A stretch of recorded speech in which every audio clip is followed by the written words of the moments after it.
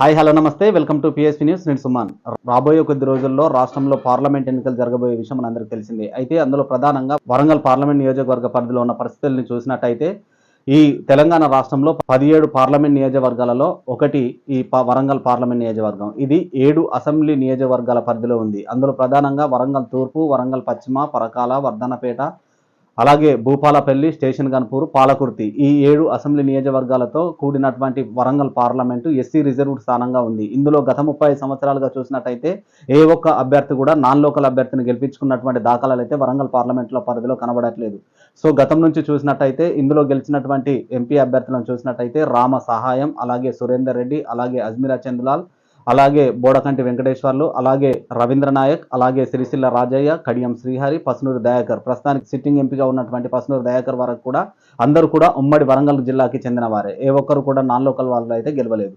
ప్రధాన పార్టీలలో ప్రధానంగా వినిపించినటువంటి పేర్లను మనం ఒకసారి గమనించినట్టయితే బీజేపీ పార్టీ నుండి ఐపీఎస్ ఆఫీసర్గా పేరున్నటువంటి కృష్ణప్రసాద్ సార్ని బరిలో ఉంచుతారని అంత ప్రచారం జరిగినప్పటికీ కూడా గత 30 సంవత్సరాల నుంచి ఇక్కడ నాన్ లోకల్ అభ్యర్థులు ఎవరు గెలవలేదు కాబట్టి ఈ నాన్ లోకల్ అభ్యర్థిని బరిలో దించడానికి బీజేపీ పార్టీ సుముఖంగా లేదని భావించవచ్చు. అలా 2014లో సాధారణ ఎంపీ ఎన్నికల్లో బీజేపీ పార్టీ నుంచి పగిడపాటి దేవయ్య గారిని బరిలో ఉంచారు. అలాగే కాంగ్రెస్ పార్టీ నుండి అత్యంత సీనియర్ నాయకుడైనటువంటి సర్వే సత్యనారాయణ గారిని బరిలో ఉంచారు. అలాగే BRS party MP Pasunuri Dayakar Rao గారిని బరిలో ఉంచారు. ఈ ముగ్గురిని చూసినట్టయితే 6,35,000 ఓట్లతో పసునూరు దయాకర్ రావు గారు గెలవడం జరిగింది. అలాగే నాన్ లోకల్గా ముద్ర ఉన్నటువంటి సర్వే సత్యనారాయణ గారు కనీసం పావు వంతు ఓట్లు కూడా సంపాదించుకోకపోవడం మనం భావించవచ్చు. అందులో 1,39,000 ఓట్లతోనే సర్దుకున్నారు. బీజేపీ పార్టీ అభ్యర్థి పగిడపాటి దేవయ్య గారు కేవలం 1,12,000 ఓట్లను మాత్రమే సంపాదించుకోగలిగారు. అలాగే 2019 ఎన్నికల్ని చూసినట్టయితే బీఆర్ఎస్ పార్టీ నుండి అదే అభ్యర్థి సిట్టింగ్ అభ్యర్థి పసునూరు దయాకర్ రావు గారు బరిలో ఉండగా కాంగ్రెస్ పార్టీ ఈసారి నాన్ లోకల్ అభ్యర్థి కాకుండా లోకల్ అభ్యర్థి అయినటువంటి దొమ్మటి సాంబయ్య గారిని బరిలోకి దించింది.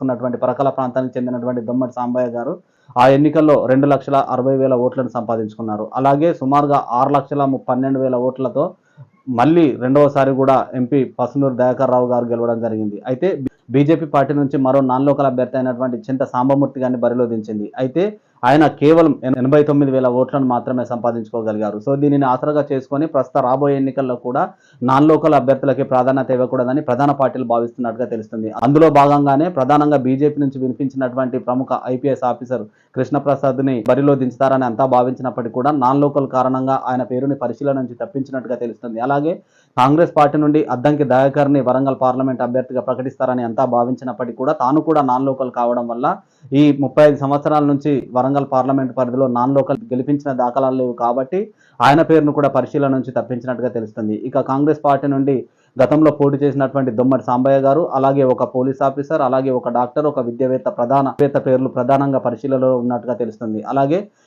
ఇక బీజేపీ పార్టీ చూసినట్టయితే వర్ధన్నపేట నుంచి ఎమ్మెల్యేగా పోటీ చేసి ఓడిపోయినటువంటి ఆరూరి రమేష్ని బీజేపీలోకి తీసుకొని ఆయననే ఎంపీ అభ్యర్థిగా ప్రకటించే అవకాశాలు ఎక్కువగా కనిపిస్తున్నాయి. దాని కారణంగా ఇంతకుముందు బీఆర్ఎస్ పార్టీ ఆరూరి రమేష్ను బరిలో దిస్తుంది అనుకున్నప్పటికీ కూడా ఆయన బీజేపీ వైపు చూడడం వల్ల మళ్ళీ బీఆర్ఎస్ పార్టీ సందిగ్ధంలో పడిందని చెప్పవచ్చు. సిట్టింగ్ ఎంపీ పసునూరు దయాకర్ రావు గారు ఉన్నప్పటికీ కూడా రాష్ట్రంలో బీఆర్ఎస్కి బలమైన గాలులు లేకపోవడం, ముఖ్యంగా ప్రభుత్వం లేకపోవడం, పసునూరు దయాకర్ రావు గారికి సొంత ఇమేజ్ అనేది కొంచెం తక్కువగా ఉండడం వల్ల ఆయనని తప్పించి కొత్త అభ్యర్థిని బరిలో దించే అవకాశాలు అయితే కనిపిస్తున్నాయి. ఇప్పటికే కాకతీయ యూనివర్సిటీ విద్యార్థులు కాకతీయ యూనివర్సిటీ నుండి తెలంగాణ ఉద్యమంలో క్రియాశీలకంగా పోరాటం చేసినటువంటి విద్యార్థి ఉద్యమ నాయకులు, కౌన్సిలర్లు అధిష్టానానికి పలుమార్లు నిజమైన నిఖర్సైనటువంటి ఉద్యమ నాయకులకే టికెట్ కేటాయించాలని పలుమార్లు కేటీఆర్ దృష్టికి తీసుకెళ్లినట్టుగా తెలుస్తుంది. సో ఏది ఏమైనప్పటికీ కూడా వరంగల్ పార్లమెంట్ స్థానంలో నాన్ లోకల్ ఫీవర్ అయితే పట్టుకుందని భావించవచ్చు. సో ఎవరిని దించినా కూడా లోకల్ వారిని, అది ప్రధాన పార్టీలు కూడా బలమైన అభ్యర్థుల కోసం ఎదురు చూస్తున్నాయని అయితే భావించవచ్చు. సో